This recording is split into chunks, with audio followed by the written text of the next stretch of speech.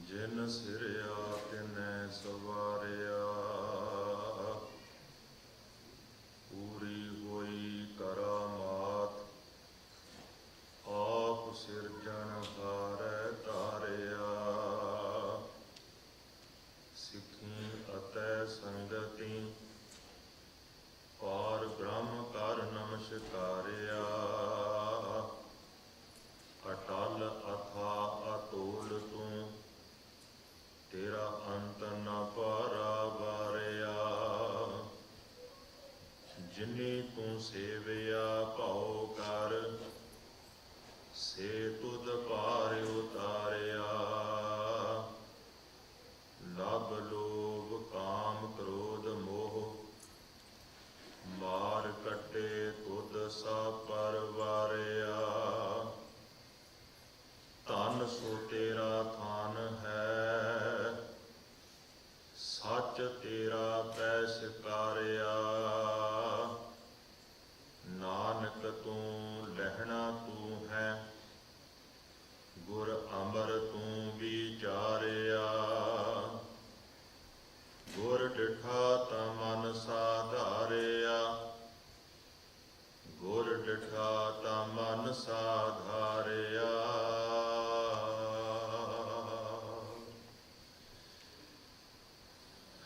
ਪਰਮ ਸਨਮਾਨਯੋਗ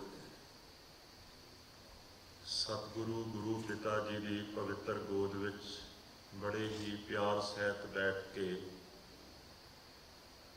ਚੌਥੇ ਪਾਤਸ਼ਾਹ ਸ੍ਰੀ ਗੁਰੂ ਰਾਮਦਾਸ ਜੀ ਮਹਾਰਾਜ ਦੀ ਪੁਸਤਕ ਵਿੱਚ ਕੀਰਤਨ ਦੇ ਰਾਹੀਂ ਆਪ ਜੁੜਨ ਦਾ ਯਤਨ ਕਰ ਰਹੇ ਸੋ ਆਓ ਸੀਮਤ ਸਮੇਂ ਦੇ ਵਿੱਚ ਕੁਝ ਕੁ ਸਮਾਂ ਸੱਚੇ ਪਾਤਸ਼ਾਹ ਸ੍ਰੀ ਗੁਰੂ ਰਾਮਦਾਸ ਜੀ ਦੇ ਪਾਵਨ ਜੀਵਨ ਤੋਂ ਜਾਣੂ ਹੋਣ ਦਾ, ਉਹਨਾਂ ਦੀਆਂ ਸਿੱਖਿਆਵਾਂ ਨੂੰ ਸਮਝਣ ਦਾ ਸਾਰੇ ਜਾਣੇ ਯਤਨ ਕਰੀਏ। ਪਾਤਸ਼ਾਹ ਜੀ ਦੇ ਪ੍ਰਕਾਸ਼ ਪੁਰਬ ਦੀਆਂ ਵਧਾਈਆਂ ਦਾਸਰੇ ਦੀ ਫਤਿਹ ਰਾਹੀਂ ਕਬੂਲ ਪਾਓ। ਪਿਆਰ ਸਹਿਤ ਆਖੋ ਵਾਹਿਗੁਰੂ ਜੀ ਕਾ ਖਾਲਸਾ, ਵਾਹਿਗੁਰੂ ਜੀ ਕੀ ਫਤਿਹ। ਕਰੀਬ 22 ਵਾਰਾਂ ਨੇ ਗੁਰੂ ਗ੍ਰੰਥ ਸਾਹਿਬ ਮਹਾਰਾਜ ਦੇ ਅੰਦਰ 8 ਵਾਰਾਂ ਸ੍ਰੀ ਗੁਰੂ ਰਾਮਦਾਸ ਜੀ ਮਹਾਰਾਜ ਦੁਆਰਾ ਉਚਾਰਨ ਕੀਤੀਆਂ ਹੋਈਆਂ ਨੇ। ਵਿਦਵਾਨ ਸੱਜਣਾ ਨੇ ਗੁਰੂ ਰਾਮਦਾਸ ਜੀ ਮਹਾਰਾਜ ਨੂੰ ਢਾਡੀ ਕਵੀ, ਵਾਰਕਾਰ ਗੁਰੂ ਕਹਿ ਕੇ ਵੀ ਸਨਮਾਨ ਦਿੱਤਾ ਹੈ। ਵਾਰ ਦੇ ਵਿੱਚ ਆਮ ਤੌਰ ਤੇ ਦੋ ਰਾਜਿਆਂ ਦੀ ਲੜਾਈ ਹੁੰਦੀ ਹੈ। ਲੜਾਈ ਦੀ ਕਵਿਤਾ ਨੂੰ ਵਾਰ ਕਹਿੰਦੇ ਨੇ, ਪਰ ਜਿਹੜੀਆਂ ਵਾਰਾਂ ਗੁਰੂ ਗ੍ਰੰਥ ਸਾਹਿਬ ਮਹਾਰਾਜ ਦੇ ਵਿੱਚ ਨੇ, ਇਹਨਾਂ ਵਾਰਾਂ ਦੇ ਵਿੱਚ ਮਨਮੁਖਾਂ ਦਾ ਤੇ ਗੁਰਮੁਖਾਂ ਦਾ ਝਗੜਾ ਹੈ। ਮਨਮਤ ਅਤੇ ਗੁਰਮਤ ਦੀ ਲੜਾਈ ਹੈ। ਧਰਮ ਅਤੇ ਅਧਰਮ ਦਾ ਯੁੱਧ ਹੈ। ਸੱਚ ਅਤੇ ਝੂਠ ਇੱਕ ਦੂਸਰੇ ਸਾਹਮਣੇ ਖੜੇ ਨੇ, ਪਰ ਇਹਨਾਂ ਵਾਰਾਂ ਦੇ ਵਿੱਚ ਜਿੱਤ ਦਾ ਗੁਰਮੁਖ ਹੈ, ਜਿੱਤ ਦਾ ਧਰਮ ਹੈ, ਜਿੱਤ ਦਾ ਸੱਚ ਹੈ। ਊੜ ਨਖੁਟੈ ਨਾਨਕਾ ਓੜਕ ਸੱਚ ਰਹੀ। 8 ਵਾਰਾਂ ਗੁਰੂ ਰਾਮਦਾਸ ਜੀ ਮਹਾਰਾਜ ਦੀਆਂ ਉਚਾਰਨ ਕੀਤੀਆਂ ਹੋਈਆਂ। ਪੰਜਵੇਂ ਪਾਤਸ਼ਾਹ ਜੀ ਨੇ ਜਦੋਂ ਗੁਰੂ ਗ੍ਰੰਥ ਸਾਹਿਬ ਮਹਾਰਾਜ ਜੀ ਦੀ ਸੰਪਾਦਨਾ ਕੀਤੀ ਤਾਂ ਉਹਨਾਂ ਨੇ ਵਾਰਾਂ ਦੇ ਨਾਲ ਸ਼ਲੋਕ ਦਰਜ ਕੀਤੇ। ਵਾਰਾਂ ਦਾ ਰੂਪ ਪੌੜੀਆਂ ਹੁੰਦੀਆਂ ਨੇ। ਅੱਜ ਵੀ ਪੁਰਾਣੀਆਂ ਜਿਹੜੀਆਂ ਵਾਰਾਂ ਨੇ, ਜੇ ਉਹਨਾਂ ਨੂੰ ਤੁਸੀਂ ਪੜ੍ਹੋਗੇ ਤੇ ਕੇਵਲ ਪੌੜੀਆਂ ਹੀ ਵਾਰ ਦੀ ਕਾਵਿਕ ਰਚਨਾ ਹੈ।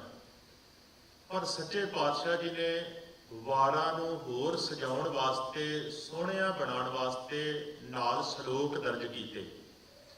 ਬਲਕਿ ਜਿਹੜੀ ਆਸਾ ਕੀ ਵਾਰ ਆਪਾਂ ਗਾਇਨ ਕਰਦੇ ਹਾਂ, ਇਹਦੇ ਨਾਲ ਸ਼ੰਤ ਗਾਉਣ ਦੀ ਵੀ ਪਰੰਪਰਾ ਹੈ। ਤੇ 24 ਸ਼ੰਤ ਜਿਹੜੇ ਗਾਏ ਜਾਂਦੇ ਨੇ, ਇਹ ਸਾਰੇ ਗੁਰੂ ਰਾਮਦਾਸ ਜੀ ਮਹਾਰਾਜ ਦੀ ਮਹਾਨ ਰਚਨਾ ਹਨ।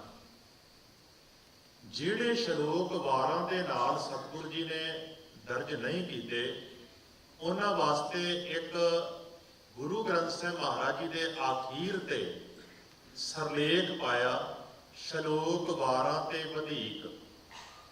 ਸ਼ਲੋਕ ਵਾਰਾਂ ਤੇ ਵਧੀਕ ਗੁਰੂ ਨਾਨਕ ਪਾਤਸ਼ਾਹ ਜੀ ਦੇ ਸਰਲੇਖ ਹੇਠ ਸ਼ਲੋਕ ਦਰਜ ਨੇ। ਇਹਨਾਂ ਸ਼ਲੋਕਾਂ ਦੇ ਵਿੱਚ ਇੱਕ ਸ਼ਲੋਕ ਹੈ, ਲਾਹੌਰ ਸ਼ਹਿਰ ਜ਼ਹਿਰ ਕਹਿਰ ਸਵਾ ਪਹਿਰ। ਗੁਰੂ ਨਾਨਕ ਸਾਹਿਬ ਮਹਾਰਾਜ ਲਾਹੌਰ ਸ਼ਹਿਰ ਦੇ ਬਾਰੇ ਦੱਸ ਰਹੇ ਨੇ ਕਿ ਜਿਹੜਾ ਲਾਹੌਰ ਸ਼ਹਿਰ ਹੈ ਇੱਥੇ ਜ਼ਹਿਰ ਵਰਤਦਾ ਹੈ, ਭਾਵ ਆਤਮਿਕ ਮੌਤ ਦਾ ਇੱਥੇ ਜ਼ਹਿਰ ਹੈ। ਕਿਉਂਕਿ ਵੱਡਾ ਸ਼ਹਿਰ ਸੀ। ਅੱਜ ਵੀ ਦੁਨੀਆ ਵਿੱਚ ਜਿੰਨੇ ਵੱਡੇ ਸ਼ਹਿਰ ਹੁੰਦੇ ਨੇ ਉੱਥੇ ਸ਼ਰਾਬਾਂ ਕਬਾਬਾਂ ਵਿਸ਼ੇ ਵਿਕਾਰਾਂ ਦਾ ਦੌਰ ਚੱਲਦਾ ਹੈ। ਬਲਕਿ ਜਿਹੜਾ ਸਮਾਂ ਸੌਣ ਵਾਸਤੇ ਹੁੰਦਾ ਹੈ ਉਸ ਸਮੇਂ ਵਿੱਚ ਲੋਕ ਜਾਗਦੇ ਨੇ। ਜਿਹੜੇ ਸਮੇਂ ਜਾਗ ਕੇ ਰੱਬ ਦੀ ਇਬਾਦਤ ਕਰੀਦੀ ਹੈ ਉਸ ਸਮੇਂ ਲੋਕ ਨਿਢਾਲ ਹੋ ਕੇ ਡਿੱਗ ਪੈਂਦੇ ਹਨ। ਭਾਵ ਕਿ 12 ਵਜੇ ਦੇ ਬਾਅਦ ਲੋਕ ਘਰਾਂ ਨੂੰ ਮੁੜਦੇ ਨੇ ਤੇ ਫਿਰ 4 ਵਜੇ ਜਦੋਂ ਸਿੱਖ ਉੱਠ ਪੈਂਦੇ ਨੇ ਉਦੋਂ ਉਹ ਮੰਜਾ ਮਲਦੇ ਨੇ। ਤੇ ਇਵੇਂ ਦੁਪਹਿਰ ਦੇ ਸਮੇਂ ਜਦੋਂ ਪਸ਼ੂ ਵੀ ਉੱਠ ਕੇ ਨਹਾ ਧੋ ਲੈਂਦੇ ਨੇ, ਖਾਣਾ ਪਾਣੀ ਛਕ ਲੈਂਦੇ ਨੇ, ਪਸ਼ੂਆਂ ਦੇ ਉੱਠਣ ਦੇ ਵੇਲੇ ਵੀ ਉਹ ਸੁੱਤੇ ਹੁੰਦੇ ਨੇ। ਲਾਹੌਰ ਦਾ ਇਵੇਂ ਦਾ ਹੀ ਵਰਤਾਰਾ ਸੀ। ਗੁਰੂ ਨਾਨਕ ਸਾਹਿਬ ਜੀ ਕਹਿੰਦੇ ਨੇ ਲਾਹੌਰ ਸ਼ਹਿਰ, ਜਿਹੜਾ ਲਾਹੌਰ ਸ਼ਹਿਰ ਹੈ ਇੱਥੇ ਆਤਮਿਕ ਮੌਤ ਦਾ ਜ਼ਹਿਰ ਹੈ। ਜ਼ਹਿਰ ਕਹਿਰ, ਇੱਥੇ ਕਹਿਰ ਵਰਤਦਾ ਹੈ। ਇੱਥੇ ਕਹਿਰ ਵਰਤਦਾ ਹੈ ਨਸ਼ਿਆਂ ਦੇ ਰੂਪ ਵਿੱਚ। ਇੱਥੇ ਕਹਿਰ ਵਰਤਦਾ ਹੈ ਵਿਸ਼ੇ ਵਿਕਾਰਾਂ ਦੇ ਰੂਪ ਵਿੱਚ। ਜਿੱਥੇ ਕੁਝ ਆਰਥਿਕ ਕਮਜ਼ੋਰੀਆਂ ਕਰਕੇ ਕੁਝ ਔਰਤਾਂ ਨੂੰ ਨੱਚਣਾ ਪੈਂਦਾ ਹੈ, ਆਪਣੀ ਇੱਜ਼ਤ ਆਬਰੂ ਵੇਚਣੀ ਪੈਂਦੀ ਹੈ। ਇੱਥੇ ਕਹਿਰ ਵਰਤਦਾ ਹੈ ਆਪਣੇ ਜੀਵਨ ਨੂੰ ਬਰਬਾਦ ਕਰਨ ਵਾਸਤੇ। ਧਨਵਾਨ ਪੈਸੇ ਦੇ ਜ਼ੋਰ ਦੇ ਨਾਲ ਉੱਥੇ ਸ਼ਰਾਬਾਂ ਕਬਾਬਾਂ ਅਤੇ ਸ਼ਬਾਬਾਂ ਨੂੰ ਮਾਣ ਕੇ ਆਪਣਾ ਮਨ ਤਬਾਹ ਕਰ ਰਹੇ ਨੇ। ਸਤਿਗੁਰ ਕਹਿੰਦੇ ਨੇ ਸਵਾ ਪਹਿਰ। ਸਵਾ ਪਹਿਰ ਭਾਵ ਸਵੇਰ ਦੇ ਵਕਤ ਅੰਮ੍ਰਿਤ ਵੇਲੇ ਤੱਕ ਇਹ ਕੰਮ ਚੱਲਦਾ ਰਹਿੰਦਾ ਹੈ। ਤੇ ਜਦੋਂ ਰੱਬ ਦੀ ਇਬਾਦਤ ਕੀਤੀ ਜਾਂਦੀ ਹੈ ਉਦੋਂ ਲੋਕ ਉੱਥੇ ਕੇਵਲ ਇਹਨਾਂ ਹੀ ਬੁਰਾਈਆਂ ਵਿੱਚ ਮਸਤ ਹੁੰਦੇ ਨੇ। ਬਲਕਿ ਸਵੇਰ ਦੇ ਸਮੇਂ ਡਾਕਟਰ ਸਾਹਿਬ ਸਿੰਘ ਹੁਣਾਂ ਨੇ ਜੋ ਲਿਖਿਆ ਕਿ ਜਿਵੇਂ ਆਪਣੇ ਸਵਾਦਾਂ ਬਦਲੇ ਪਸ਼ੂਆਂ ਦਾ ਉੱਥੇ ਚੀਕ ਚਹਾੜਾ ਮੱਚਦਾ ਸੀ, ਉਹਨਾਂ ਨੂੰ ਵੱਢਿਆ ਟੁੱਕਿਆ ਜਾਂਦਾ ਸੀ। ਉਹਦੇ ਤੋਂ ਭਾਵ ਹੈ ਜਿੱਥੇ ਬਾਣੀ ਪੜ੍ਹਨ ਦਾ ਵੇਲਾ ਸੀ ਉੱਥੇ ਚੀਕ ਚਹਾੜਾ ਤੇ ਰੌਲਾ ਰੱਪਾ। ਇਸ ਸ਼ਹਿਰ ਦੇ ਵਿੱਚ ਗੁਰੂ ਨਾਨਕ ਸੱਚੇ ਪਾਤਸ਼ਾਹ ਜੀ ਆਏ। ਦੁਨੀ ਚੰਦ ਦੀ ਸਾਖੀ ਤੁਸੀਂ ਸਾਰਿਆਂ ਨੇ ਸੁਣੀ ਹੈ। ਇੱਥੇ ਸਤ ਸੰਗਤ ਕਾਇਮ ਹੋਈ। ਬਹੁਤ ਸਾਰੇ ਵਿਗੜੇ ਹੋਏ, ਬਹੁਤ ਸਾਰੇ ਧਰਮ ਤੋਂ ਡਿੱਗੇ ਹੋਏ ਪਤਿਤ ਲੋਕ ਜਦੋਂ ਗੁਰੂ ਦੇ ਗਿਆਨ ਨਾਲ ਜੁੜੇ, ਸ਼ਬਦ ਦੇ ਨਾਲ ਜੁੜੇ ਤੇ ਉਹਨਾਂ ਦੇ ਜੀਵਨ ਦੇ ਵਿੱਚ ਆਤਮਿਕ ਜੀਵਨ ਪੈਦਾ ਹੋਇਆ। ਸਤਿਗੁਰ ਜੀ ਨੇ ਜਿਹੜਾ ਇਹ ਸ਼ਲੋਕ ਲਿਖਿਆ ਹੈ, ਜਿਉਂ ਹੀ ਤੁਸੀਂ ਇਹ ਬਾਣੀ ਪੜ੍ਹੋਗੇ ਸ਼ਲੋਕ ਵਾਰਾਂ ਤੇ ਵਧੀਕ, ਤੁਰੰਤ ਅੱਗੇ ਇੱਕ ਸ਼ਲੋਕ ਗੁਰੂ ਮਹਾਰਾਜ ਸ੍ਰੀ ਗੁਰੂ ਅਮਰਦਾਸ ਜੀ ਨੇ ਦਰਜ ਕੀਤਾ ਹੈ। ਮਹਲਾ ਤੀਜਾ, ਲਾਹੌਰ ਸ਼ਹਿਰ ਅੰਮ੍ਰਿਤਸਰ ਸਿੱਟੀ ਦਾ ਘਰ। ਇੱਥੇ ਅੰਮ੍ਰਿਤਸਰ ਦਾ ਅਰਥ ਅੰਮ੍ਰਿਤਸਰ ਸਿਟੀ ਨਹੀਂ ਹੈ। ਸਤਿਗੁਰ ਜੀ ਦੇ ਕਹਿਣ ਤੋਂ ਮੁਰਾਦ ਹੈ ਕਿ ਲਾਹੌਰ ਸ਼ਹਿਰ ਸੀ, ਜ਼ਹਿਰ ਸੀ, ਇੱਥੇ ਕਹਿਰ ਵਰਤਦਾ ਸੀ। ਸਵਾ ਪਹਿਰ ਲੋਕ ਅੰਮ੍ਰਿਤ ਵੇਲਾ ਸੰਭਾਲਦੇ ਨਹੀਂ ਸਨ, ਬਲਕਿ ਬੁਰਾਈਆਂ ਦੇ ਵਿੱਚ ਫਸੇ ਰਹਿੰਦੇ ਸਨ। ਪਰ ਜਦੋਂ ਗੁਰੂ ਨਾਨਕ ਪਾਤਸ਼ਾਹ ਜੀ ਦੀ ਇੱਥੇ ਆਮਦ ਹੋਈ, ਧਰਮਸਾਲ ਕਾਇਮ ਹੋਈ, ਲੋਕ ਸਤ ਸੰਗਤ ਦੇ ਵਿੱਚ ਬੈਠੇ, ਜਦੋਂ ਉਹਨਾਂ ਨੇ ਆਪਣੇ ਜੀਵਨ ਦੇ ਵਿੱਚ ਸਤ ਧਾਰਨ ਕੀਤਾ, ਕਿਉਂਕਿ ਜਿਹੜਾ ਸਤ ਸੰਗਤ ਵਿੱਚ ਬੈਠੇਗਾ ਸੁਭਾਵਿਕ ਹੈ ਉਹਦੇ ਕੰਨਾਂ ਦੇ ਰਾਹੀਂ ਸਤ ਅੰਦਰ ਜਾਏਗਾ, ਬਾਣੀ ਦੇ ਰੂਪ ਵਿੱਚ, ਵਿਚਾਰਾਂ ਦੇ ਰੂਪ ਵਿੱਚ। ਜਿਹਦੇ ਕੰਨਾਂ ਰਾਹੀਂ ਅੰਦਰ ਗਿਆ ਉਹਦੇ ਹਿਰਦੇ ਵਿੱਚ ਵੀ ਟਿਕੇਗਾ ਤੇ ਉਹਦਾ ਮਨ ਜ਼ਰੂਰ ਟਿਕੇਗਾ, ਮਨ ਟਿਕਾਓ ਵਿੱਚ ਆਏਗਾ। ਤੁਸੀਂ ਜਿਵੇਂ ਸਾਰੇ ਜਾਣੇ ਹਰ ਹਫ਼ਤੇ ਸੰਗਤ ਵਿੱਚ ਬੈਠਦੇ ਹੋ, ਜਦੋਂ ਸੰਗਤ ਵਿੱਚ ਬੈਠੀਦਾ ਹੈ ਤੇ ਵਿਚਾਰ ਬਦਲਦੇ ਨੇ, ਜੀਵਨ ਬਦਲਦਾ ਹੈ। ਸਤਿਗੁਰੂ ਕਿਰਪਾ ਕਰਦੇ ਨੇ, ਕਹਿਣ ਲੱਗੇ ਪਹਿਲਾਂ ਤੇ ਇਵੇਂ ਦਾ ਹੀ ਸੀ ਸ਼ਹਿਰ, ਪਰ ਗੁਰੂ ਨਾਨਕ ਸਾਹਿਬ ਜੀ ਦੀ ਆਮਦ ਦੇ ਨਾਲ ਪਰਿਵਰਤਨ ਹੋਇਆ। ਹੁਣ ਇਹ ਅੰਮ੍ਰਿਤ ਦਾ ਸਰ ਬਣ ਗਿਆ ਹੈ। ਭਾਵ ਕਿ ਜਿੱਥੇ ਪਹਿਲਾਂ ਆਤਮਿਕ ਮੌਤ ਸੀ ਉੱਥੇ ਹੁਣ ਆਤਮਿਕ ਜੀਵਨ ਵਰਤਣ ਲੱਗ ਪਿਆ ਹੈ। ਲਾਹੌਰ ਸ਼ਹਿਰ ਅੰਮ੍ਰਿਤਸਰ ਸਿਫਤੀ ਦਾ ਘਰ। ਹੁਣ ਇੱਥੇ ਰੱਬ ਦੀਆਂ ਸਿਫਤਾਂ ਹੋਣ ਲੱਗ ਪਈਆਂ ਨੇ। ਹੁਣ ਇੱਥੇ ਪਰਮਾਰਥ ਨੂੰ ਸਮਝਣ ਵਾਸਤੇ ਲੋਕ ਧਰਮਸਾਲ ਦੇ ਵਿੱਚ ਆ ਕੇ ਬੈਠਣ ਲੱਗ ਪਏ ਨੇ। ਪਰ ਕਮਾਲ ਹੈ, ਇਸੇ ਸ਼ਹਿਰ ਦੇ ਵਿੱਚ ਕ੍ਰਾਂਤੀ ਉਸ ਦਿਨ ਆਈ ਜਿਸ ਦਿਨ 24 ਸਤੰਬਰ 1534 ਨੂੰ ਚੂਨੀ ਮੰਡੀ, ਕਈ ਇਹਨੂੰ ਚੂਨਾ ਮੰਡੀ ਕਹਿੰਦੇ ਨੇ। ਮੈਂ ਜਿਸ ਦਿਨ ਸਤਿਗੁਰੂ ਜੀ ਦਾ ਪ੍ਰਕਾਸ਼ ਪੁਰਬ ਵਾਲਾ ਦਿਨ ਸੀ ਉਸ ਦਿਨ ਮੈਂ ਕਲੀਅਰ ਕੀਤਾ ਸੀ ਕਿ ਚੂਨੀ ਤੇ ਚੂਨੇ ਵਿੱਚ ਕੀ ਫਰਕ ਹੁੰਦਾ ਹੈ। ਚੂਨਾ ਕਲੀ ਨੂੰ ਕਹਿੰਦੇ ਨੇ ਜਿਹੜੀ ਰੋਗਨ ਕਰਨ ਵਾਸਤੇ ਇਸਤੇਮਾਲ ਕੀਤੀ ਜਾਂਦੀ ਹੈ, ਤੇ ਚੂਨੀ ਦਾ ਅਰਥ ਹੈ ਹੀਰਿਆਂ ਦੇ ਨਾਲੋਂ ਲੱਥੀਆਂ ਹੋਈਆਂ ਛੋਟੀਆਂ ਛੋਟੀਆਂ ਹੀਰਿਆਂ ਦੀਆਂ ਕੈਂਕਰਾਂ ਤੇ ਟੁਕੜੇ, ਉਹਨੂੰ ਚੂਨੀ ਕਹਿੰਦੇ ਨੇ। ਜਿਸ ਬਾਜ਼ਾਰ ਦੇ ਵਿੱਚ ਹੀਰਿਆਂ ਨੂੰ ਘੜਿਆ ਜਾਂਦਾ ਸੀ, ਜੌਹਰੀ ਰਹਿੰਦੇ ਸਨ, ਉਸ ਮੁਹੱਲੇ ਦੇ ਵਿੱਚ ਗੁਰੂ ਪਾਤਸ਼ਾਹ ਜੀ ਦੇ ਪਿਤਾ ਜੀ ਦਾ ਗ੍ਰਹਿ ਸੀ, ਤੇ ਉਸ ਮੁਹੱਲੇ ਦੇ ਵਿੱਚ ਗੁਰੂ ਪਾਤਸ਼ਾਹ ਜੀ ਦਾ ਪ੍ਰਕਾਸ਼ ਹੋਇਆ। ਸ਼੍ਰੀ ਹਰਿਦਾਸ ਜੀ ਦੇ ਗ੍ਰਹਿ ਵਿਖੇ ਮਾਤਾ ਦਇਆ ਕੌਰ ਜੀ ਦੀ ਕੁੱਖੋਂ। ਇਵੇਂ ਲਾਹੌਰ ਜਿੱਥੇ ਜ਼ਹਿਰ ਕਹਿਰ ਵਾਪਰਦਾ ਸੀ, ਜਿੱਥੇ ਗੁਰੂ ਨਾਨਕ ਸਾਹਿਬ ਜੀ ਨੇ ਚਰਨ ਪਾਏ ਤੇ ਉਹ ਸਿਫਤੀ ਦਾ ਘਰ ਹੋ ਨਿਬੜਿਆ। ਜਦੋਂ ਇਸ ਸ਼ਹਿਰ ਦੇ ਵਿੱਚ ਸਤਿਗੁਰੂ ਗੁਰੂ ਰਾਮਦਾਸ ਜੀ ਮਹਾਰਾਜ ਦਾ ਪ੍ਰਕਾਸ਼ ਹੋਇਆ, ਤੇ ਬਾਅਦ ਦੇ ਵਿੱਚ ਇਹ ਸ਼ਹਿਰ ਇੱਕ ਉਸ ਮਹਾਨ ਕ੍ਰਾਂਤੀ ਦਾ ਰੂਪਕ ਬਣ ਗਿਆ, ਜਿਹੜੀ ਕ੍ਰਾਂਤੀ ਗੁਰੂ ਰਾਮਦਾਸ ਜੀ ਮਹਾਰਾਜ ਦੇ ਰੂਪ ਵਿੱਚ ਚੌਥੇ ਗੁਰੂ ਬਣ ਕੇ ਸਾਡੇ ਸਿੱਖਾਂ ਵਾਸਤੇ ਅਤ ਸਨਮਾਨਿਤ ਅਤੇ ਸਤਿਕਾਰਤ ਹਸਤੀ ਬਣੀ। ਮੇਰੇ ਤੋਂ ਪਹਿਲਾਂ ਸਤਿਕਾਰਯੋਗ ਵੀਰ ਜੀ ਗੁਰਪ੍ਰੀਤ ਸਿੰਘ ਜੀ ਦੱਸ ਕੇ ਗਏ ਨੇ ਕਿ ਮੈਂ ਅੱਗੇ ਇੱਕ ਦਿਨ ਟੌਪਿਕ ਲਿਆ ਸੀ ਕਿ ਬਚਪਨ ਦੇ ਵਿੱਚੋਂ ਜਿੰਨੇ ਇੰਨੀਆਂ ਠੋਕਰਾਂ ਖਾਧੀਆਂ, ਇੰਨੇ ਦੁੱਖ ਸਹੇ, ਤੇ ਇਸ ਦੇ ਬਾਵਜੂਦ ਉਹਨਾਂ ਨੇ ਚੜ੍ਹਦੀ ਕਲਾ ਦਾ ਪੱਲਾ ਨਹੀਂ ਛੱਡਿਆ, ਤੇ ਅੱਜ ਵੀ ਉਹਨਾਂ ਦਾ ਜੀਵਨ ਡਿੱਗੇ ਹੋਏ ਮਨਾਂ ਵਾਲਿਆਂ ਨੂੰ ਸਹਾਰਾ ਦਿੰਦਾ ਹੈ। ਮਾਂ ਵੀ ਨਾ ਰਹੇ, ਪਿਓ ਵੀ ਨਾ ਰਹੇ, ਸ਼ਰੀਕੇ ਵਾਲੇ ਵੀ ਬਾਂਹ ਨਾ ਫੜਨ, ਦਰ ਦਰ ਤੇ ਠੋਕਰਾਂ ਖਾਣੀਆਂ ਨਸੀਬ ਹੋਣ, ਤੇ ਇੱਕ ਟਾਈਮ ਦੀ ਰੋਟੀ ਖਾਧੀਏ, ਦੂਸਰੇ ਟਾਈਮ ਦੇ ਬਾਰੇ ਕੋਈ ਪਤਾ ਨਾ ਹੋਵੇ ਕਿ ਪੇਟ ਭਰ ਕੇ ਰੋਟੀ ਮਿਲਣੀ ਹੈ ਜਾਂ ਫਾਕਾ ਹੀ ਕੱਟਣਾ ਪੈਣਾ। ਐਸੀ ਹਸਤੀ ਉਸ ਅਵਸਥਾ ਵਿੱਚ ਪਹੁੰਚ ਜਾਏ ਜਿਸ ਅਵਸਥਾ ਦੇ ਵਿੱਚ ਪਹੁੰਚਿਆ ਹੋਇਆਂ ਨੂੰ ਵੇਖ ਕੇ ਉਹਨਾਂ ਸ਼ਰੀਕਿਆਂ ਵਾਲਿਆਂ ਦੇ ਵੀ ਜਿਹੜੇ ਦਿਲ ਸਨ ਬਾਗੋ ਬਾਗ ਹੋ ਗਏ ਤੇ ਛਾਤੀਆਂ ਚੌੜੀਆਂ ਹੋ ਗਈਆਂ ਕਿ ਉਹੀ ਸਾਡਾ ਜੇਠਾ ਹੈ ਜਿਹੜਾ ਇੱਥੇ ਰਿਹਾ ਕਰਦਾ ਸੀ ਲਾਹੌਰ ਦੇ ਵਿੱਚ, ਤੇ ਅੱਜ ਉਹ ਸਿੱਖਾਂ ਦਾ ਚੌਥਾ ਗੁਰੂ ਹੈ। ਦੀਨ ਦੁਨੀਆ ਦੇ ਪਾਤਸ਼ਾਹ ਬਣੇ। ਖਿਆਲ ਕਰਿਓ, ਗੁਰੂ ਰਾਮਦਾਸ ਜੀ ਮਹਾਰਾਜ ਐਸੀ ਮਹਾਨ ਹਸਤੀ ਨੇ ਜਿਨ੍ਹਾਂ ਨੇ ਸਭ ਤੋਂ ਜ਼ਿਆਦਾ ਗੁਰੂ ਘਰ ਦੇ ਵਿੱਚ ਰਹਿ ਕੇ ਮਿਹਨਤ ਕੀਤੀ। ਤੇ ਦੂਜੇ ਰੂਪ ਵਿੱਚ ਜੇ ਕਹਿ ਲਈਏ, ਗੁਰੂ ਰਾਮਦਾਸ ਜੀ ਮਹਾਰਾਜ ਐਸੀ ਹਸਤੀ ਨੇ ਜਿਨ੍ਹਾਂ ਦੇ ਉੱਪਰ ਸਭ ਤੋਂ ਜ਼ਿਆਦਾ ਗੁਰੂ ਪਾਤਸ਼ਾਹ ਜੀ ਨੇ ਮਿਹਨਤ ਕੀਤੀ। ਲਗਭਗ 30 ਸਾਲ ਗੁਰੂ ਘਰ ਦੇ ਵਿੱਚ ਰਹਿ ਕੇ ਉਹਨਾਂ ਦੀ ਆਤਮਿਕ ਕਢਾਈ ਹੋਈ। ਉਹਨਾਂ ਨੇ ਆਪਣੇ ਆਤਮਿਕ ਜੀਵਨ ਨੂੰ ਘੜਨ ਵਾਸਤੇ 30 ਸਾਲ ਆਪਣੀ ਜਵਾਨੀ ਦੇ ਗੁਰੂ ਪਾਤਸ਼ਾਹ ਜੀ ਨੂੰ ਦਿੱਤੇ ਨੇ, ਤੇ ਗੁਰੂ ਪਾਤਸ਼ਾਹ ਜੀ ਨੇ ਉਹਨਾਂ ਦੇ ਜੀਵਨ ਨੂੰ ਐਸਾ ਸਵਾਰਿਆ, ਸ਼ਿੰਗਾਰਿਆ ਕਿ ਜਿਸ ਜੀਵਨ ਜੁਗਤ ਨੂੰ ਵੇਖ ਕੇ ਫਿਰ ਮੌਕੇ ਦੇ ਮਹਾਨ ਢਾਡੀਆਂ ਨੇ ਜਿਨ੍ਹਾਂ ਦੀ ਪਵਿੱਤਰ ਰਚਨਾ ਰਾਮਕਲੀ ਕੀ ਵਾਰ ਗੁਰੂ ਗ੍ਰੰਥ ਸਾਹਿਬ ਮਹਾਰਾਜ ਦੇ ਵਿੱਚ ਦਰਜ ਹੈ, ਜਿਸ ਵਾਰ ਦੇ ਵਿੱਚੋਂ ਪਾਵਨ ਪੌੜੀ ਹਰ ਉਹ ਸਿੱਖ ਗਾਉਂਦਾ ਹੈ ਤੇ ਹਰ ਉਹ ਰਾਗੀ ਗਾ ਕੇ ਸੁਣਾਉਂਦਾ ਹੈ, ਜਿਹਦੇ ਵਿੱਚ ਉਹ ਕਹਿੰਦੇ ਨੇ ਧੰਨ ਧੰਨ ਰਾਮਦਾਸ ਗੁਰ ਜਿਨ ਸਿਰਿਆ ਤਿੰਨੇ ਸਵਾਰਿਆ, ਪੂਰੀ ਹੋਈ ਕਰਾਮਾਤ ਆਪ ਸਿਰਜਣਹਾਰੇ ਧਾਰਿਆ। ਮਾਨੋ ਕਿ ਕਰਾਮਾਤ ਪੂਰੀ ਹੋ ਗਈ। ਕਰਾਮਾਤ ਜਦੋਂ ਅਸੀਂ ਸ਼ਬਦ ਵਰਤਦੇ ਹਾਂ ਤੇ ਅਸੀਂ ਆਮ ਤੌਰ ਤੇ ਸੋਚਦੇ ਹਾਂ ਕਿ ਕੋਈ ਮੂੰਹ ਦੇ ਵਿੱਚੋਂ ਗੁਣ ਗਣਾਏ ਤੇ ਕੋਈ ਹੱਥ ਦਾ ਇਸ਼ਾਰਾ ਕਰੇ ਤੇ ਹਵਾ ਦੇ ਵਿੱਚੋਂ ਕੁਝ ਉਹਦੇ ਹੱਥ ਦੇ ਵਿੱਚ ਆ ਜਾਏ।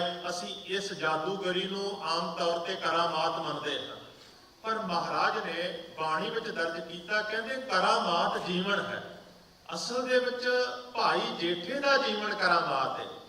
ਬਚਪਨ ਵਿੱਚ ਇੰਨੀਆਂ ਠੋਕਰਾਂ ਖਾਣ ਦੇ ਬਾਵਜੂਦ ਗੁਰੂ ਕੇ ਸ਼ਬਦ ਦੇ ਰਾਹੀਂ ਆਪਣੇ ਆਤਮਿਕ ਜੀਵਨ ਨੂੰ ਉਹਨਾਂ ਨੇ ਐਸਾ ਘੜਿਆ ਤੇ ਅਧਿਆਤਮ ਦੀਆਂ ਉਹਨਾਂ ਸਿਖਰਾਂ ਨੂੰ ਮਾਣਿਆ, ਜਿਨ੍ਹਾਂ ਅਧਿਆਤਮਿਕ ਸਿਖਰਾਂ ਨੂੰ ਵੇਖ ਕੇ ਫਿਰ ਕਹਿਣਾ ਪੈ ਗਿਆ ਕਿ ਉਹਨਾਂ ਦਾ ਜੀਵਨ ਜਿਹੜਾ ਹੈ ਇੱਕ ਪ੍ਰਕਾਰ ਦੀ ਕਰਾਮਾਤ ਹੈ।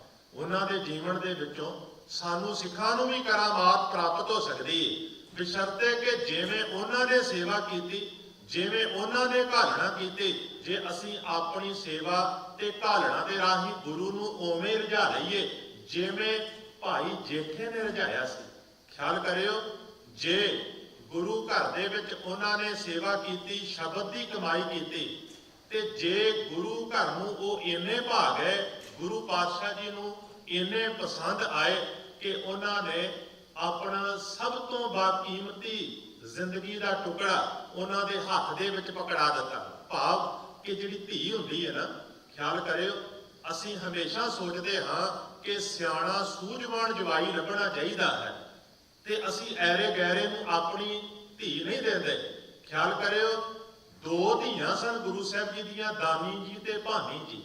ਭਾਵੇਂ ਭਾਈ ਰਾਮਾ ਜੀ ਜਿਹੜੇ ਸਨ ਉਹ ਵੀ ਬੜੇ ਸੂਝਵਾਨ ਸਨ ਤੇ ਚੁਣ ਕੇ ਜਵਾਈ ਲੱਭੇ ਸਨ, ਪਰ ਜਿੰਨੀ ਆਤਮਿਕ ਹਸਤੀ ਉੱਚੀ ਸੀ ਬੀਬੀ ਭਾਨੀ ਜੀ ਦੀ, ਉਹਨਾਂ ਦੇ ਬਰਾਬਰ ਦਾ ਆਦਮ ਕਦ ਵਰ ਉਹਨਾਂ ਵਾਸਤੇ ਲੱਭਣਾ ਬੜਾ ਮੁਸ਼ਕਲ ਸੀ।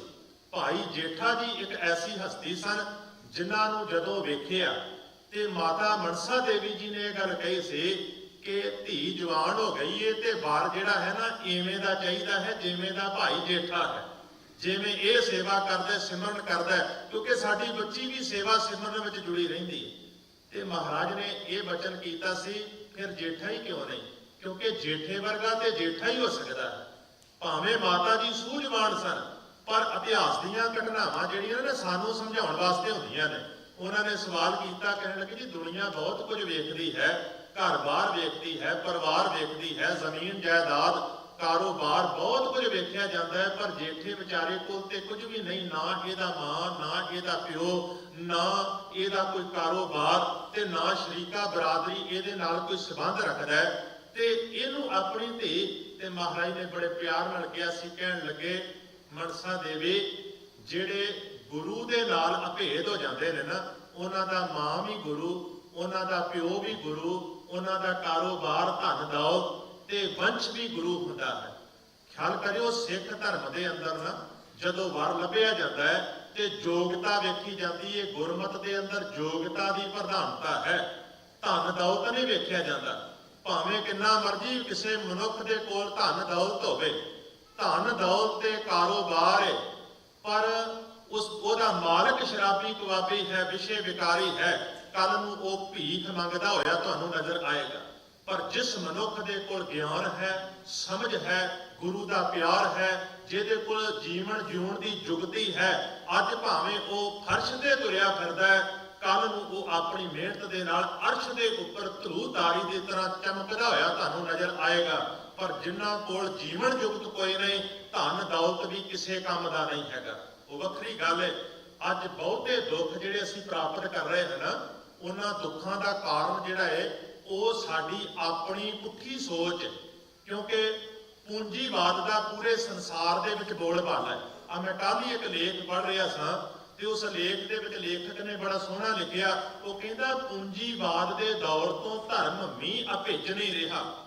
ਧਰਮ ਦੀ ਦੁਨੀਆ ਦੇ ਵਿੱਚ ਜਦੋਂ ਹੱਥੀਂ ਸੇਵਾ ਕੀਤੀ ਜਾਂਦੀ ਸੀ, ਜਦੋਂ ਭਾਂਡੇ ਧੋਤੇ ਜਾਂਦੇ ਸਨ, ਦਰੀਆਂ ਝਾੜੀਆਂ ਜਾਂਦੀਆਂ ਸਨ ਤੇ ਮਨ ਦੇ ਉੱਪਰ ਜਿਹੜੀ ਹਉਮੈ ਦੀ ਮੈਲ ਸੀ ਨਾ ਉਹ ਉਤਰਦੀ ਹੈ।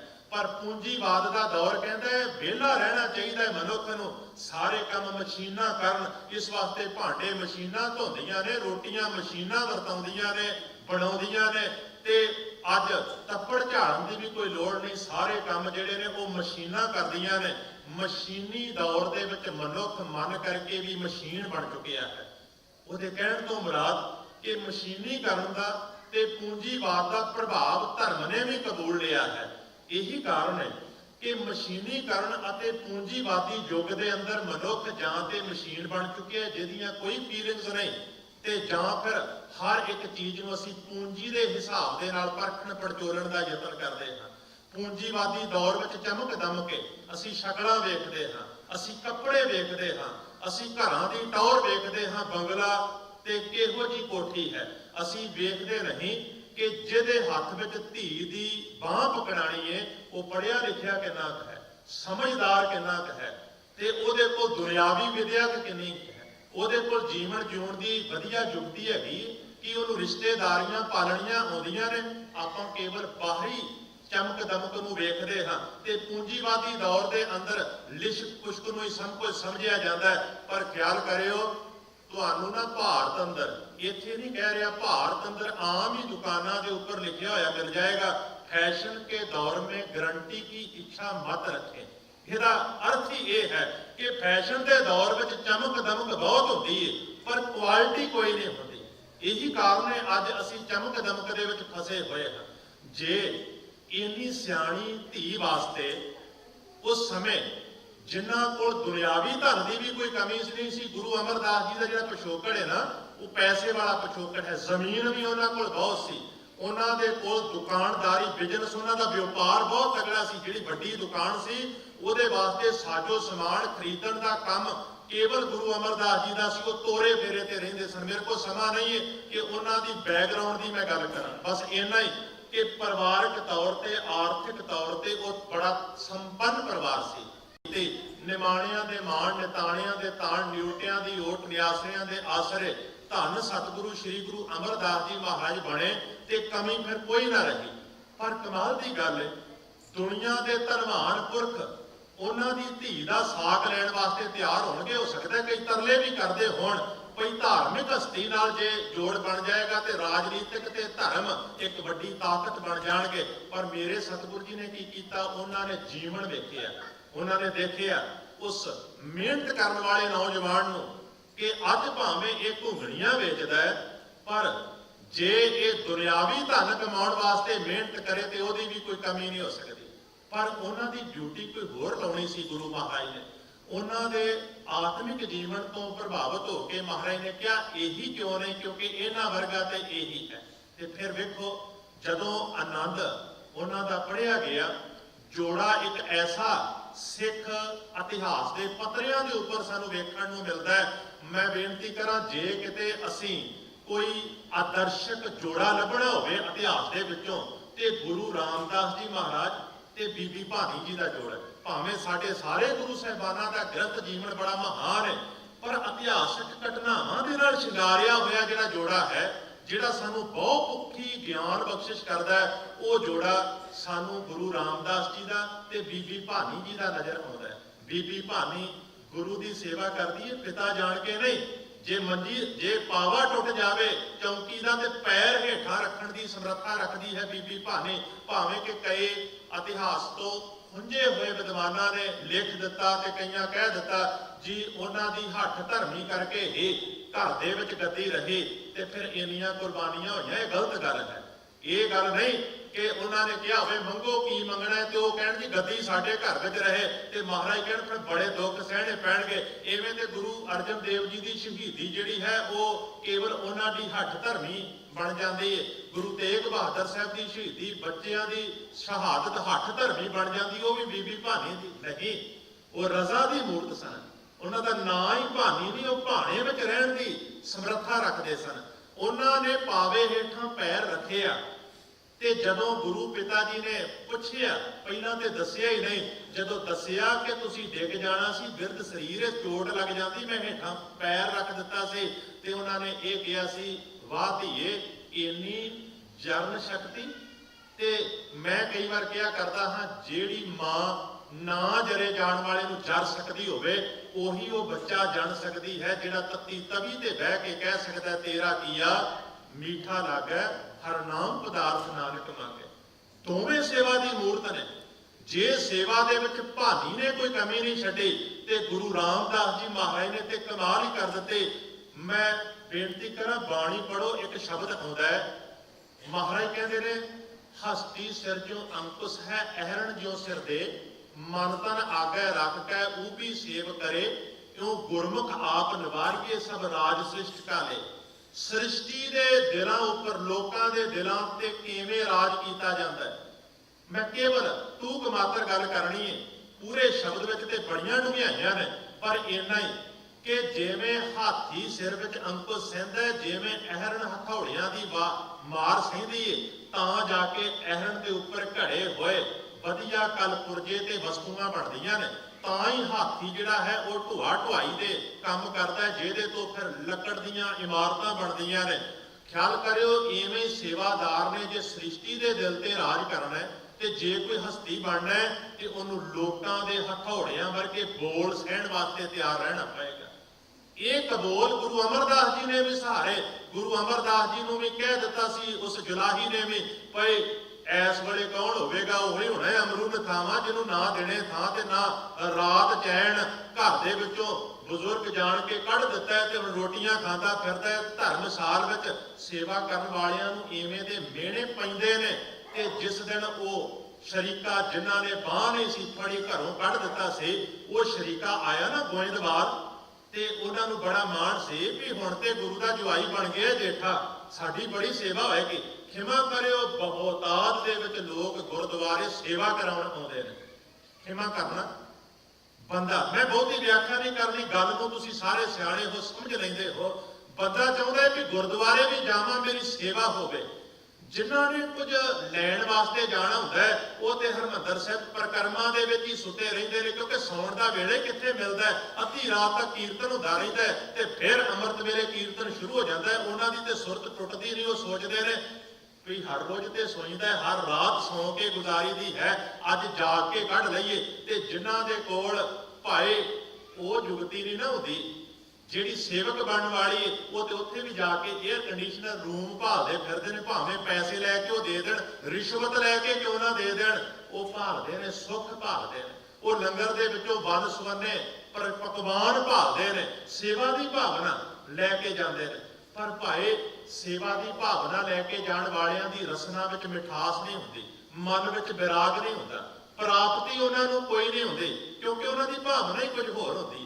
ਭਾਵਨਾ ਪਰਿਵਾਰ ਲੈ ਕੇ ਆ ਸੇਵਾ ਬੜੀ ਹੋਏਗੀ, ਇੱਥੇ ਤੜਕੇ ਵਾਲੀਆਂ ਦਾਲਾਂ ਖਾਣ ਨੂੰ ਮਿਲਣਗੀਆਂ, ਰਹਿਣ ਵਾਸਤੇ ਸੋਹਣਾ ਬਿਸਤਰਾ ਕਮਰਾ ਪ੍ਰਾਪਤ ਹੋਏਗਾ। ਹੋ ਸਕਦਾ 2-4 ਸੇਵਾਦਾਰ ਭੇਜ ਕੇ ਲੱਤਾਂ ਵੀ ਘੁੱਟਣ ਵਾਸਤੇ ਪ੍ਰੇਰਿਤ ਕਰ ਦੇਣ। ਸਿੱਖ ਲੱਤਾਂ ਘੁੱਟਣਗੇ, ਪੈਦਲ ਚੱਲ ਕੇ ਆਏ ਹਾਂ। ਤੇ ਉਹਨਾਂ ਨੇ ਆ ਕੇ ਪੁੱਛਿਆ, ਇੱਕ ਨੌਜਵਾਨ ਤੁਰਿਆ ਆਉਂਦਾ, ਸਿਰ ਦੇ ਉੱਪਰ ਮਿੱਟੀ ਦੀ ਟੋਕਰੀ ਭਰੀ ਹੋਈ ਹੈ।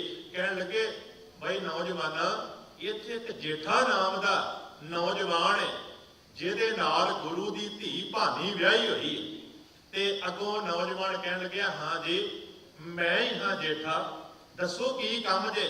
ਤੇ ਉਹ ਇੱਕਦਮ ਗੁੱਸੇ ਵਿੱਚ ਆ ਗਏ, ਕਹਿਣ ਲੱਗੇ, ਤੂੰ ਜੇਠਾ? ਨੱਕ ਵਢਾ ਕੇ ਰੱਖ ਦਿੱਤੀ ਤੂੰ ਸਾਡੇ ਸ਼ਰੀਕੇ ਬਰਾਦਰੀ ਦੀ। ਘਰ ਜਵਾਈ ਬੈਠਾ ਹੋਇਆ ਤੇ ਨਾਲੇ ਟੋਕਰੀਆਂ ਢੋਂਦਾ ਫਿਰਦਾ। ਬੜੇ ਕਬੂਲ। ਭਾਈ ਜੇਠਾ ਚੁੱਪ, ਬਿਲਕੁਲ ਨਹੀਂ ਬੋਲੇ। ਕਿਉਂ? ਕਿਉਂਕਿ ਅਵਸਥਾ ਬੜੀ ਉੱਚੀ ਸੀ, ਕਿਸੇ ਦੇ ਕਬੂਲ ਨੂੰ ਸਹਿਣਾ ਸੌਖਾ ਕੰਮ ਨਹੀਂ ਹੈ। ਤੇ ਫਿਰ ਮਹਾਰਾਜ ਕਹਿੰਦੇ, ਜਿਹ ਖਿਮਾ ਤੈ ਆਪ, ਜਿੱਥੇ ਖਿਮਾ ਦਾ ਗੁਣ ਹੈ ਉੱਥੇ ਤੇ ਪਰਮੇਸ਼ਰ ਆਪ ਬੈਠਾ ਹੁੰਦਾ ਹੈ। ਉਹ ਆਪ ਪਰਮੇਸ਼ਰ ਉਹਨਾਂ ਦੇ ਹਿਰਦੇ ਦੇ ਵਿੱਚ ਬੈਠਾ ਹੋਇਆ ਸੀ। ਜਦੋਂ ਇਹੀ ਕਬੂਲ ਗੁਰੂ ਅਮਰਦਾਸ ਜੀ ਨੂੰ ਜਾ ਕੇ ਵੀ ਬੋਲੇ ਤੇ ਜਾ ਕੇ ਮਹਾਰਾਜ ਨੇ ਮਾਫੀ ਮੰਗੀ, ਖਿਮਾ ਮੰਗੀ, ਸਤਿਗੁਰ ਜੀ ਖਿਮਾ ਕਰ ਦਿਓ, ਇਹਨਾਂ ਨੂੰ ਨਹੀਂ ਪਤਾ ਅਸੀਂ ਕੀ ਕਰ ਰਹੇ ਹਾਂ, ਇਹਨਾਂ ਨੂੰ ਕੀ ਪਤਾ ਗੁਰੂ ਤੇ ਸਿੱਖ ਦਾ ਕੀ ਰਿਸ਼ਤਾ ਹੁੰਦਾ ਹੈ। ਭਾਵੇਂ ਇਹਨਾਂ ਨੇ ਗਲਤੀ ਕੀਤੀ ਏ, ਇਹਨਾਂ ਨੂੰ ਫਿਰ ਵੀ ਖਿਮਾ ਕਰ ਦਿਓ। ਹੈਣ ਤੇ ਮੇਰੇ ਖੂਨ ਦਾ ਇਹਨਾਂ ਨਾਲ ਮੇਰਾ ਰਿਸ਼ਤਾ ਹੈ, ਮੇਰੇ ਬਰਾਦਰੀ ਦੇ ਸ਼ਰੀਕੇ ਦੇ ਨੇ, ਇਹਨਾਂ ਨੂੰ ਖਿਮਾ ਕਰ ਦਿਓ। ਸਤਿਗੁਰ ਕਿੰਨੇ ਪ੍ਰਸੰਨ ਹੋਏ ਹੋਣਗੇ। ਸਤਿਗੁਰ ਜੀ ਨੇ ਉਹ ਇਮਤਿਹਾਨ ਵੀ ਲਿਆ ਜਿਹੜਾ ਇਮਤਿਹਾਨ ਹਰ ਇੱਕ ਸਿੱਖ ਦੇ ਪੱਲੇ ਨਹੀਂ ਪੈਂਦਾ। ਤੇ ਇਮਤਿਹਾਨ ਵਿੱਚ ਪੈਣ ਤੋਂ ਬਿਨਾਂ ਰਿਜ਼ਲਟ ਵੀ ਨਹੀਂ ਆਉਂਦਾ, ਬੰਦਾ ਪਾਸ ਹੈ ਕਿ ਫੇਲ।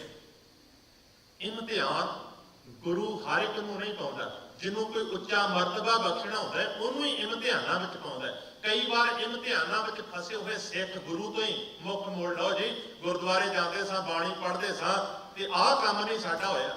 ਕਈ ਵਾਰ ਸਾਡੇ ਪ੍ਰਚਾਰਕ ਲਾਣੇ ਵਿੱਚੋਂ ਵੀ ਕਈ ਜਣੇ ਵੇਖੋ ਜੀ, ਉਹ ਜਿਹੜੇ ਮਨਮਤ ਬੋਲਦੇ ਨੇ, ਕਿੰਨਾ ਪੈਸਾ ਕਮਾਉਂਦੇ ਨੇ, ਮਨਮਤ ਬੋਲ ਬੋਲ ਕੇ ਕਿੰਨੀਆਂ ਵੱਡੀਆਂ ਕੋਠੀਆਂ ਪਾ ਲਈਆਂ, ਲੋਕ ਕਿੰਨਾ ਸਨਮਾਨ ਕਰਦੇ ਨੇ, ਤੇ ਸਾਨੂੰ ਥਾਂ ਥਾਂ ਤੋਂ ਠੋਕਰ। ਜਿਹੜੇ ਗੁਰਦੁਆਰੇ ਵਿੱਚ ਜਾ ਕੇ ਲੱਗੀਏ ਮਹੀਨੇ ਬਾਅਦ ਹੀ ਆਪਣਾ ਬਰੀਫਕੇਸ ਚੁੱਕ ਕੇ ਫਿਰ ਉੱਥੋਂ ਨਿਕਲਣਾ ਪੈਂਦਾ। ਉਹ ਕਹਿੰਦੇ, ਬਸ ਜੀ ਇੰਨੀ ਗੱਲ ਸੁਣਨੀ ਹੈ ਤੁਹਾਡੀ, ਇਹਦੇ ਤੋਂ ਵੱਧ ਅਸੀਂ ਨਹੀਂ ਸੁਣ ਸਕਦੇ। ਉਹ ਫਿਰ ਹਾਰ ਜਾਂਦੇ ਨੇ। ਪਰ ਨਹੀਂ, ਉਹ ਇਮਤਿਹਾਨ ਤਾਂ ਹੀ ਗੁਰੂ ਲੈ ਰਿਹਾ ਕਿਉਂਕਿ ਕੋਈ ਉੱਚਾ ਮਰਤਬਾ ਗੁਰੂ ਨੇ ਦੇਣਾ ਹੁੰਦਾ ਹੈ। ਪਰ ਜਿਹੜੇ ਘਬਰਾ ਜਾਂਦੇ ਨੇ ਇਮਤਿਹਾਨਾਂ ਤੋਂ, ਉਹ ਫੇਲ ਹੋ ਜਾਂਦੇ ਨੇ। ਇਮਤਿਹਾਨ ਗੁਰੂ ਪਾਤਸ਼ਾਹ ਜੀ ਨੇ ਬੜਾ ਔਖਾ ਪਾਇਆ। ਕਹਿਣ ਲੱਗੇ ਵੀ ਥੜਾ ਚਾਹੀਦਾ। ਹੁਣ ਦੱਸੋ, ਥੜਿਆਂ ਦੀ ਗੁਰੂ ਨੂੰ ਕੋਈ ਕਮੀ ਸੀ? ਉਹ ਜਿਹੜਾ ਗੁਰੂ ਗੋਇੰਦਵਾਲ ਵਸਾਉਂਦਾ ਹੈ, ਮਕਾਨ ਬਣਾਉਂਦਾ ਹੈ, ਦੁਕਾਨਾਂ ਬਣਾਉਂਦਾ ਹੈ, ਜਿਹੜੇ ਗੁਰੂ ਦੇ ਹੁਕਮ ਦੇ ਵਿੱਚ ਭਾਈ ਜੇਠਾ ਜਾ ਕੇ ਅੰਮ੍ਰਿਤਸਰ ਸਾਹਿਬ ਮੋਹੜੀ ਗੱਡਦੇ ਨੇ, ਜਿਹਦੇ ਗੁਰੂ, ਜਿਸ ਗੁਰੂ ਦੀ ਪ੍ਰੇਰਣਾ ਦੇ ਨਾਲ ਗੁਰੂ ਰਾਮਦਾਸ ਬਣ ਕੇ ਭਾਈ ਜੇਠਾ ਐਸਾ ਜੁਗਤੀਬੱਧ ਸ਼ਹਿਰ ਵਸਾਉਂਦੇ ਨੇ, ਜਿਸ ਸ਼ਹਿਰ ਨੂੰ ਕੇਵਲ ਸ਼ਹਿਰ ਨਹੀਂ ਰਹਿਣ ਦਿੱਤਾ। ਅੱਜ ਉਹ ਸਾਡਾ ਕੇਂਦਰੀ ਅਸਥਾਨ ਹੈ। ਸ਼੍ਰੀ ਅੰਮ੍ਰਿਤਸਰ ਸਾਹਿਬ ਕੇਵਲ ਕੇਂਦਰੀ ਅਸਥਾਨ ਹੀ ਨਹੀਂ ਬਣਾਇਆ, ਜਾਪਾਨ ਨੇ ਦੁਨੀਆ ਦੇ ਵਿੱਚ ਜਿਹੜੀ ਆਰਥਿਕ ਤਰੱਕੀ ਕੀਤੀ ਹੈ ਉਹਦਾ ਆਧਾਰ ਹੈ ਸਮਾਲ ਸਕੇਲ ਇੰਡਸਟਰੀ, ਛੋਟੇ ਉਦਯੋਗ, ਲਘੂ ਉਦਯੋਗ ਤੇ 52 ਪ੍ਰਕਾਰ ਦੇ ਦਸਤਕਾਰ ਜਿਹੜੇ ਨੇ ਉਹ ਗੁਰੂ ਰਾਮਦਾਸ ਜੀ ਮਹਾਰਾਜ ਨੇ ਲੰਬੀ ਸੋਚ ਸੋਚਦਿਆਂ ਅੰਮ੍ਰਿਤਸਰ ਸਾਹਿਬ ਦੇ ਵਿੱਚ ਇਸ ਕਰਕੇ ਵਸਾਏ ਸਨ ਕਿ ਦਸਤਕਾਰੀ ਦੇ ਰਾਹੀਂ ਸਿੱਖਾਂ ਦੇ ਕੋਲ ਜੇ ਆਰਥਿਕ ਤੌਰ ਤੇ ਤਾਕਤ ਹੋਏਗੀ, ਗੁਰੂ ਕੀ ਗੋਲਕ ਤਾਕਤਵਰ ਹੋਏਗੀ, ਗੁਰੂ ਕੀ ਗੋਲਕ ਵਿੱਚ ਵੱਧ ਪੈਸਾ ਹੋਏਗਾ, ਸੁੰਦਰ ਸ਼ਹਿਰ ਬਣਾ ਸਕਾਂਗੇ, ਵਧੀਆ ਸੜਕਾਂ ਬਣਾ ਸਕਾਂਗੇ, ਕਾਰੋਬਾਰ ਸਿੱਖਾਂ ਨੂੰ ਖੋਲ ਕੇ ਦੇ ਸਕਾਂਗੇ, ਧਰਮ ਪ੍ਰਚਾਰ ਹੋ ਸਕੇਗਾ, ਗਰੀਬ ਦਾ ਢਿੱਡ ਭਰਿਆ ਜਾ ਸਕੇਗਾ ਤੇ ਨੰਗੇ ਨੂੰ ਵਸਤਰ ਦਿੱਤੇ ਜਾ ਸਕਣਗੇ। ਸਤਿਗੁਰੂ ਜੀ ਨੇ, ਮੈਂ ਆਰਥਿਕ ਪੱਖ ਲੈ ਕੇ ਕਿਤੇ ਗੱਲ ਕਰਾਂਗਾ ਕਿ ਗੁਰੂ ਸਾਹਿਬ ਨੇ ਸਿੱਖਾਂ ਦਾ ਆਰਥਿਕ ਪੱਖ ਕਿਵੇਂ ਸਵਾਰਿਆ, ਕੇਵਲ ਗੱਲ ਸੰਪੂਰਨ ਕਰਨੀ ਹੈ ਕਿਉਂਕਿ ਜੀਵਨ ਤੇ ਇੰਨਾ ਮਹਾਰਾਜ ਦਾ ਮਹਾਨ ਹੈ ਕਿਤੇ ਇੱਕ ਅੱਧ ਬੈਠਕ ਤੇ ਕੋਈ 25-30 ਮਿੰਟਾਂ ਦੇ ਵਿੱਚ ਥੋੜੀ ਗੱਲ ਸੰਪੂਰਨ ਕੀਤੀ ਜਾ ਸਕਦੀ।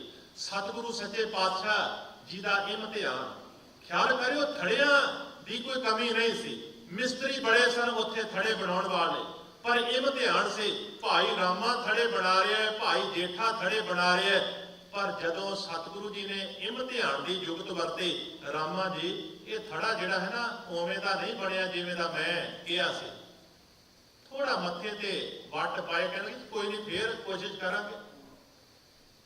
ਜੇਠਾ ਜੀ ਨੂੰ ਕਿਹਾ ਤੇ ਉਹਨਾਂ ਨੇ ਵੀ ਕਹਿ ਦਿੱਤਾ ਸਤਿਗੁਰੂ ਜੀ ਮੈਂ ਦੁਬਾਰਾ ਯਤਨ ਕਰਾਂਗਾ, ਕੋਈ ਮੱਥੇ ਤੇ ਤੂੜੀ ਨਹੀਂ। ਦੂਜੇ ਦਿਨ ਜਦੋਂ ਥੜਾ ਰਿਜੈਕਟ ਕੀਤਾ ਭਾਈ ਰਾਮਾ ਜੀ ਦਾ, ਹੁਣ ਉਹ ਗੁੱਸੇ ਵਿੱਚ ਆ ਕੇ ਕਹਿਣ ਲੱਗੇ ਜੀ ਬਣਾਇਆ ਤੇ ਉਵੇਂ ਦਾ ਹੀ ਜਿਵੇਂ ਦਾ ਤੁਸੀਂ ਕਿਹਾ ਸੀ, ਉਮਰ ਤੁਹਾਡੀ ਜ਼ਿਆਦਾ ਹੋ ਗਈ ਹੈ, ਜਦੋਂ ਬੰਦੇ ਦੀ ਉਮਰ 70 ਸਾਲ ਤੋਂ ਟੱਪ ਜਾਏ ਤਾਂ ਉਦੋਂ ਬੰਦਾ ਇਵੇਂ ਦੀਆਂ ਗੱਲਾਂ ਕਰਦਾ ਹੈ, ਤੁਸੀਂ ਆਪ ਹੀ ਕਹਿ ਕੇ ਭੁੱਲ ਜਾਂਦੇ ਹੋ। ਮਹਾਰਾਜ ਹੱਸ ਕੇ ਅੱਗੇ ਆ ਗਏ, ਭਾਈ ਜੇਠਾ ਜੀ ਨੂੰ ਕਿਹਾ ਤੇ ਕਿ ਤੁਹਾਡਾ ਥੜਾ ਵੀ ਠੀਕ ਨਹੀਂ ਬਣਿਆ। ਉਹਨਾਂ ਨੇ ਮਹਾਰਾਜ ਦੇ ਚਰਨ ਫੜ ਲਏ, ਕਹਿਣ ਲੱਗੇ ਸਤਿਗੁਰੂ ਜੀ ਖਿਮਾ ਕਰਿਓ, ਮੈਂ ਤੇ ਭੁੱਲਣ ਹਾਰਾ ਹਾਂ, ਤੁਸੀਂ ਦੱਸ ਕੇ ਜਾਂਦੇ ਹੋ ਮੈਂ ਫੇਰ ਭੁੱਲ ਜਾਂਦਾ ਹਾਂ, ਤੁਸੀਂ ਆਪ ਐਸੀ ਕਿਰਪਾ ਕਰੋ ਕਿ ਜੋ ਤੁਸੀਂ ਕਹਿੰਦੇ ਹੋ ਮੈਂ ਉਹਨੂੰ ਸਮਝ ਸਕਾਂ ਤੇ ਉਵੇਂ ਕੰਮ ਕਰ ਸਕਾਂ ਜਿਵੇਂ ਤੁਸੀਂ ਕਰਵਾਉਣਾ ਚਾਹੁੰਦੇ ਹੋ। ਸਤਿਗੁਰੂ ਸੱਚੇ ਪਾਤਸ਼ਾਹ ਜੀ ਬੜੇ ਪ੍ਰਸੰਨ ਹੋਏ, ਉਹਨਾਂ ਨੇ ਗੱਲ ਨਾਲ ਲਾਇਆ, ਕਹਿਣ ਲੱਗੇ ਜੇਠਿਆ ਮੈਂ ਕੋਈ ਇੱਟਾਂ ਪੱਥਰਾਂ ਦੇ ਥੜੇ ਦੀ ਥੋੜੀ ਗੱਲ ਕਰ ਰਿਹਾ ਹਾਂ, ਮੈਂ ਤੇ ਇਹ ਵੇਖਣਾ ਚਾਹੁੰਦਾ ਸਾਂ ਕਿਹੜਾ ਇਹ ਹੁਕਮ ਦਾ ਪਾਬੰਦ, ਕਿਹਦਾ ਹਿਰਦਾ ਰੂਪੀ ਥੜਾ ਤਿਆਰ ਹੋ ਗਿਆ ਜਿਹਦੇ ਉੱਪਰ ਵਾਕਈ ਗੁਰੂ ਦਾ ਸ਼ਬਦ ਟਿਕ ਕੇ ਬੈਠ ਚੁੱਕਿਆ ਹੈ, ਤੂੰ ਵਾਕਈ ਤਿਆਰ ਹੋ ਚੁੱਕਿਆ ਹੈ। ਖਿਆਲ ਕਰਿਓ ਲਗਭਗ 40 ਸਾਲ ਦੀ ਉਮਰ ਹੋ ਚੁੱਕੀ ਸੀ, 40 ਸਾਲ ਦੀ ਉਮਰ ਦੇ ਵਿੱਚ ਇਹ ਘਟਨਾ ਵਾਪਰੀ। 30 ਸਾਲ ਹੋ ਗਏ ਸਨ ਗੁਰੂ ਘਰ ਦੇ ਵਿੱਚ ਸ਼ਬਦ ਦੇ ਰਾਹੀਂ ਕਮਾਈ ਕਰਦੇ ਆ, ਜੀਵਨ ਨੂੰ ਘੜਦਿਆਂ ਹੋਇਆਂ, ਤੇ ਹੁਣ ਉਹਨਾਂ ਨੂੰ ਫਿਰ ਉਹ ਵਡਿਆਈ ਮਿਲੀ ਜਿਸ ਵਡਿਆਈ ਦੇ ਬਾਬਤ ਸਤਿਗੁਰੂ ਜੀ ਕਹਿੰਦੇ ਨੇ ਰਾਮਦਾਸ ਸੋਢੀ ਤਿਲਕ ਦੀਆ ਗੁਰ ਸ਼ਬਦ ਸੱਚ ਨਿਸ਼ਾਨ ਜੀ, ਕਿ ਉਹਨਾਂ ਨੂੰ ਗੁਰੂ ਦੇ ਸ਼ਬਦ ਦਾ ਸੱਚਾ ਨਿਸ਼ਾਨ ਤੇ ਗੁਰਗੱਦੀ ਦੀ ਪ੍ਰਾਪਤੀ ਹੋਈ। ਕੋਈ ਬਾਣੀ ਵਿੱਚ ਜ਼ਿਕਰ ਨਹੀਂ ਆਇਆ ਕਿ ਉਹਨਾਂ ਨੂੰ ਕੋਈ ਤਿਲਕ ਮੱਥੇ ਤੇ ਲਾਇਆ ਤੇ ਕੋਈ ਕੌਮ ਉੱਥੇ ਨਾਰੀਅਲ ਤੇ 5 ਪੈਸੇ ਰੱਖੇ। ਇਹ ਗੱਲਾਂ ਇਤਿਹਾਸਕ ਕਹਾਣੀਆਂ ਵਿੱਚ ਜ਼ਰੂਰ ਆਉਂਦੀਆਂ ਨੇ, ਗੁਰਬਾਣੀ ਦੇ ਵਿੱਚ ਇਹ ਗੱਲਾਂ ਨੂੰ ਕੋਈ ਜਗ੍ਹਾ ਨਹੀਂ ਦਿੱਤੀ, ਤੇ ਜੋ ਬਾਣੀ ਵਿੱਚ ਲਿਖਿਆ ਹੈ ਉਹ ਸਰਬਕਾਲੀ ਸੱਚ ਹੈ। ਫਿਰ ਇਹ ਵੀ ਲਿਖਿਆ ਹੋਇਆ ਕਿ ਮੋਹਰੀ ਪੁੱਤ ਸਨਮੁਖ ਹੋਇਆ ਰਾਮਦਾਸੇ ਪੈਰੀ ਪਾਏ ਜੀਓ। ਅੱਜ ਕਹਿ ਤੇ ਦਿੱਤਾ ਇਹ ਜੀ ਮਹਾਰਾਜ ਗਏ ਜਾ ਕੇ ਪੋਤੀਆਂ ਮੰਗਣ ਤੇ ਮੋਹਣ ਤੇਰੇ ਉੱਚੇ ਮੰਦਰ ਮਹਿਲ ਅਪਾਰਾ। ਮੋਹਣ ਜਿਹੜਾ ਸੀ ਉਹਦੇ ਬਾਰੇ ਤੇ ਭਾਈ ਗੁਰਦਾਸ ਜੀ ਨੇ ਵੀ ਲਿਖਿਆ ਹੋਇਆ ਕਿ ਉਹ ਤੋੜਕ ਕਰਦੇ ਸਨ, ਗਲਤ ਸ਼ਬਦ ਬੋਲਦੇ ਸਨ। ਉਹਨਾਂ ਦੀ ਉਸਤਤੀ ਗੁਰੂ ਅਰਜਨ ਦੇਵ ਜੀ ਕਰਨ, ਉਹ ਤੇ ਇੰਨੇ ਹੰਕਾਰੇ ਹੋਏ ਸਨ, ਗੁਰੂ ਰਾਮਦਾਸ ਜੀ ਦੇ ਚਰਨਾਂ ਵਿੱਚ ਨਹੀਂ ਝੁਕੇ, ਮੋਹਣ ਝੁਕਿਆ। ਇਹ ਗੱਲ ਬਾਣੀ ਨੇ ਗਵਾਹੀ ਭਰੀ। ਤੇ ਮੈਂ ਕਈ ਵਾਰ ਕਹਿੰਦਾ ਹਾਂ ਜਾਂ ਬਾਣੀ ਨੂੰ ਮੰਨ ਲਓ ਤੇ ਜਾਂ ਕਹਾਣੀ ਨੂੰ ਮੰਨ ਲਓ। ਗੁਰੂ ਰਾਮਦਾਸ ਜੀ ਮਹਾਰਾਜ ਗੁਰਗੱਦੀ ਦੇ ਉੱਪਰ ਬੈਠੇ, ਉਹਨਾਂ ਨੇ ਕੀ ਕੀਤਾ, ਅੰਮ੍ਰਿਤਸਰ ਨਾਮ ਦਾ ਕੇਂਦਰੀ ਸਥਾਨ ਬਣਾਇਆ। ਉਹਨਾਂ ਨੇ ਸਾਨੂੰ ਦਸਤਕਾਰੀ ਕਰਨ ਦੀ ਜਾਚ ਸਿਖਾਈ। ਉਹਨਾਂ ਨੇ ਕਿਰਪਾ ਕੀਤੀ, ਮਸੰਦ ਸਿਸਟਮ ਕਾਇਮ ਕੀਤਾ ਧਰਮ ਪ੍ਰਚਾਰ ਵਾਸਤੇ। ਉਹਨਾਂ ਨੇ ਲਾਵਾਂ ਰਚੀਆਂ ਤਾਂ ਕਿ ਸਿੱਖ ਵਿਆਹ ਸਮਾਗਮ ਦੇ ਰਾਹੀਂ ਆਪਣੇ ਜੀਵਨ ਨੂੰ ਸੰਸਾਰ ਤੋਂ ਨਿਰੰਕਾਰ ਤੱਕ ਸਟੈਪ ਬਾਏ ਸਟੈਪ ਉੱਚਾ ਚੁੱਕ ਸਕਣ। ਐਸੇ ਦੀਨ ਦਿਆਲ ਗੁਰੂ ਰਾਮਦਾਸ ਜੀ ਮਹਾਰਾਜ ਜਿਨ੍ਹਾਂ ਨੇ ਬਾਣੀ ਤੇ ਬਾਣੇ ਦਾ ਰੂਪ ਹੋ ਕੇ ਸਿੱਖ ਜਗਤ ਦੀ ਭਲਾਈ ਵਾਸਤੇ ਲਗਭਗ 7 ਸਾਲ ਕੰਮ ਕੀਤਾ। 7 ਸਾਲ ਭਾਵੇਂ ਬਹੁਤ ਥੋੜੇ ਸਨ, ਪਰ 7 ਸਾਲਾਂ ਦੇ ਵਿੱਚ ਉਹਨਾਂ ਨੇ ਇਸ ਕ੍ਰਾਂਤੀਕਾਰੀ ਵਿਚਾਰਧਾਰਾ ਨੂੰ ਜਿਵੇਂ ਆਕਾਸ਼ ਦੇ ਵਿੱਚ ਇੱਕ ਧਰੂ ਤਾਰਾ ਬਣਾ ਦਿੱਤਾ। ਇਹ ਇੱਕ ਬੜਾ ਕਮਾਲ ਦਾ ਇਤਿਹਾਸ ਹੈ। ਇੰਨੀਆਂ ਕੀ ਗੱਲਾਂ ਸਮੇਂ ਦੇ ਵਿੱਚ ਕੀਤੀਆਂ ਜਾ ਸਕਦੀਆਂ ਨੇ। ਸਮਾਂ ਤੇ ਮੈਂ 2-4 ਮਿੰਟ ਫਿਰ ਵੀ ਵੱਧ ਲੈ ਗਿਆ ਹਾਂ, ਪਰ ਫਿਰ ਕਿਤੇ ਮੌਕਾ ਬਣਿਆ ਕਿ ਆਪਾਂ ਗੁਰੂ ਸਾਹਿਬ ਜੀ ਦੇ ਜੀਵਨ ਦੇ ਹੋਰ ਕਿਸੇ ਪੱਖ ਨੂੰ ਲੈ ਕੇ ਵਿਚਾਰਾਂ ਦੀ ਸਾਂਝ ਪਾਉਣ ਦਾ ਯਤਨ ਕਰਾਂਗੇ। ਇਹਨੇ ਕੀ ਸ਼ਬਦ ਪ੍ਰਵਾਨ ਕਰੋ। ਹੋਈਆਂ ਭੁੱਲਾਂ ਚੁੱਕਾਂ ਦੀ ਖਿਮਾ। ਇੱਕ ਵਾਰ ਫਿਰ ਸਤਿਗੁਰੂ ਜੀ ਦੇ ਪ੍ਰਕਾਸ਼ ਪੁਰਬ ਦੀ ਲੱਖ ਲੱਖ ਵਧਾਈ। ਵਾਹਿਗੁਰੂ ਜੀ ਕਾ ਖਾਲਸਾ, ਵਾਹਿਗੁਰੂ ਜੀ ਕੀ